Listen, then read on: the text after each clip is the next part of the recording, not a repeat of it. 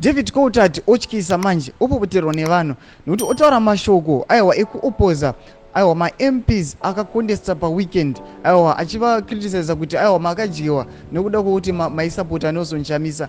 Izvi zvava zvavhundutsa vanhu kuti aiwazve mashoko ava kutaurwa aiwa panapa naDavid Coltart bo here chii chava kuitika, nokuti ava kukriticiza ma-MPs anosapota vaNelson Chamisa achivadiscourage kuti aiwa makaluza nyaya kuti imimi makasapota vaNelson Chamisa. Saka mira mashoko avataura ndokuti bva wasubscribe ulike utina on the bell icon. Ndichipinda paZim ai panapa panonyogwa pachinzi 3 MPs have resigned to follow Chamisa, and Coltart was today saying contestants who lost in Saturday by-elections did so because many have chosen to follow Nelson Chamisa.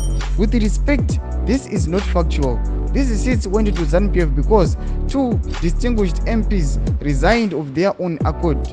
Whilst, of course, TSHABANGU was a contributing factor, Democrats handed these seats to ZANU-PF on a theater, wrote Coltart. Ndo mashoko anayatoka panapa na Coltart achiti aiwa vakomana ava vakadyiwa nekuti vaisapota Nelson Chamisa. Manje zvakuonekwa zvava zvakuita sekuti aiwa Coltart anga achiva encourage aiwa dema musina kusapota Nelson Chamisa mukade makawina. Saka vanhu vava kushamisa kuti mashoko atagwa naDavid Coltart akamira sei vachazivi position yake. Chibutudze mafungiro enyu kuti munoti kudii pamusoro pemashoko atagwa naDavid Coltart, nokuti aiwa onye kunanafadzai mairi vatuya vakatoti aiwa David Coltart aiwa mashoko anotaura aya haazi riwo ari wrong sikatomboiti. Tudze mafungiro enyu noti kudii pamusoro pemashoko awa. Pindai mucomment section medu musanga no subscribe kulike so turn on the bell icon. Tombocha mabvudza nokupa pano paZim News Live.